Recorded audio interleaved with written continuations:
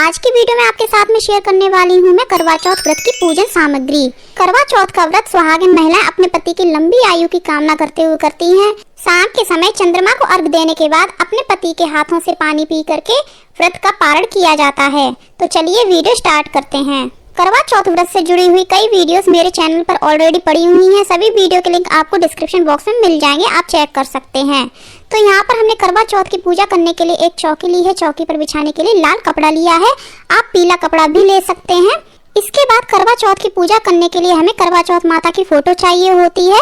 Photo नहीं मिलती है तो आप कैलेंडर भी ले सकते हैं, कैलेंडर आसानी से मार्केट में मिल जाते हैं। इसके बाद हमने करवा चौथ माता के लिए चुनरी ली है। करवा चौथ व्रत की पूजा में करवा चौथ की कथा पढ़ने का विशेष महत्व माना जाता है। कथा पढ़े बिना या फिर सुने बिना करवा चौथ व्रत का पूरा फल नहीं मिलता है। तो इसके लिए आप इस तरह से करवा चौथ व्रत की कथा की पुस्तक ले सकते हैं। अब इसके बाद हमें करवा चौथ की पूजा करने के लिए रोली चाहिए होती है, पीला चंदन चाहिए होता है भगवान शिव की पूजा करने के लिए, क्योंकि करवा चौथ की पूजा में भगवान भोलेनाथ माता गौरी की पूजा भी की जाती है। तो इसलिए हमें भगवान शिव की पूजा करने के लिए पीला चंदन चाहिए होता है और अक्षत चाहिए होते हैं। अक्षत टूटे फूटे नहीं होने चाहिए। इसके साथ ही करवा चौथ की पूजा में हमें सिंदूर की विशेष रूप से आवश्यकता पड़ती है। इसके अलावा करवा चौथ की पूजा में चावल का ऐपन बनाया जाता है, जो कि चावल को भिगोकर और उसको पीस करके बनाया जाता है। इससे हम चौक बनाते हैं। करवा चौथ की पूजा में चौकी लगाने से पहले चौक बनाया जाता है। आप चाहें तो चौक आटा से भी बना सकते हैं, लेकिन करवा चौथ की पूजा में चावल के ऐपन से ही चौक बनाया जाता है। इसके अलावा हमने यहाँ पर आरती करने के लिए एक घी का दीपक लिया है, तो आप इस तरह से घी का दीपक ले सकते हैं। इसके अलावा आप कपूर आरती भी कर सकते हैं। अब हमें पूजा करने के लिए मौली चाहिए होती है, जो कि हर पूजा में विशेष रूप से आवश्यक होती है।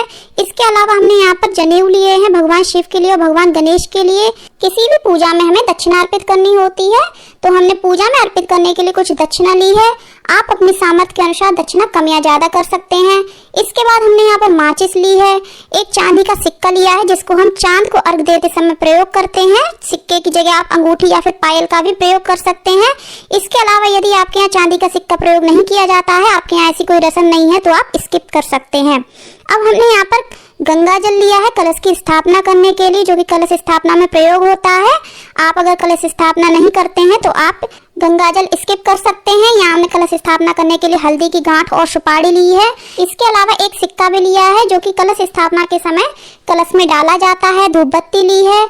अब हमने यहाँ पर भोग लगाने के लिए कुछ फल लिए हैं। फल आप अपनी पसंद के अनुसार ले सकते हैं, या फिर आप ऋतु फल भी ले सकते हैं। माता को भोग लगाने के लिए यहाँ पर हमने सेब और केला लिए हैं और मिठाई ली है। इसके अलावा करवा चौथ के दिन आप अपने घर में जो भी भोजन बनाते हैं वह शुद्ध और सात्विक होना चाहिए। उसका भोग भी आप करवा चौथ माता को लगा सकते हैं। यहाँ हमने करवा लिया है, जिससे हम चांद को अर्घ देंगे।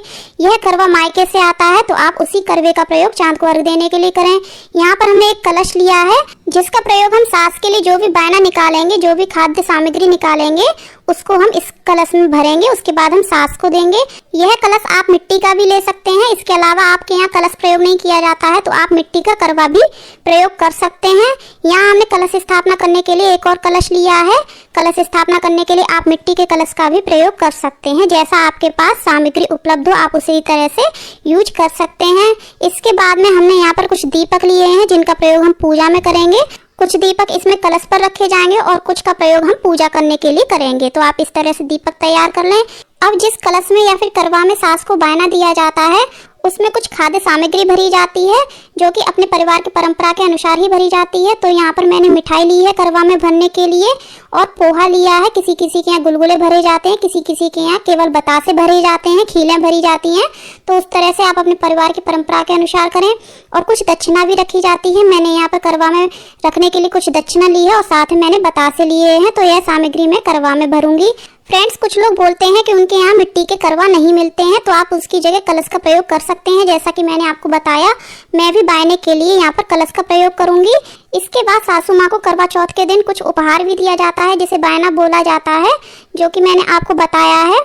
तो उसके साथ में हम उनको साड़ी देते हैं और कुछ श्रृंगार का सामान देते हैं, कुछ दक्षिणा देते हैं। तो आप इस तरह से सुहाग का सामान उनके लिए अवश्य लें और कुछ वस्त्र भी ले सकते हैं। इसके बाद हमने यहाँ पर पूजा के लिए कुछ पुष्प लिए हैं और कलश की स्थापना करने के लिए मैंने यहाँ पर अशोक के पत्ते लिए हैं। आप आम के पत्ते भी ले सकते हैं। तो आपको जो भी फूल उपलब्ध हो जाते हैं आप करवा चौथ की पूजा में प्रयोग कर सकते हैं। अब करवा चौथ की पूजा में गौरी मैया को और करवा माता को कुछ श्रृंगार का सामान अर्पित किया जाता है। तो आप अपनी सामर्थ्य के अनुसार 5 श्रृंगार का सामान या फिर 7 श्रृंगार का सामान करवा माता को अर्पित कर सकते हैं और बाद में इस श्रृंगार के सामान का प्रयोग आप स्वयं भी कर सकते हैं। इसके बाद चांद को देखने के लिए हमने चलनी ली है। तो आप इस तरह से डेकोरेटेड चलनी ले सकते हैं। इसके अलावा आपके पास अगर स्टील की चलनी है तो आप उसका भी प्रयोग कर सकते हैं। यहाँ हमने अनाज लिया है जिसको करवा चौथ की पूजा में चौक पर रखा जाता है। अनाज के रूप में आप गेहूं का भी प्रयोग कर सकते हैं। इसके बाद करवा चौथ की पूजा में चांद को अर्घ देते समय सरई का भी प्रयोग किया जाता है। तो आप इस तरह से सरई ले सकते हैं, मार्केट में मिल जाती हैं। अगर आपके यहाँ नहीं मिलती हैं तो आप स्किप कर सकते हैं और अगर आपके यहाँ सरई की कोई रस्म नहीं है तो भी आप स्किप कर सकते हैं। तो फ्रेंड्स, यह थी हमारी वीडियो। आपको कैसी लगी कमेंट करके जरूर बताना। पसंद आई हो तो लाइक करना, ज़्यादा से ज़्यादा शेयर करना, हमारे चैनल को सब्सक्राइब करना और कमेंट में जय माँ करवा अवश्य लिखना। धन्यवाद।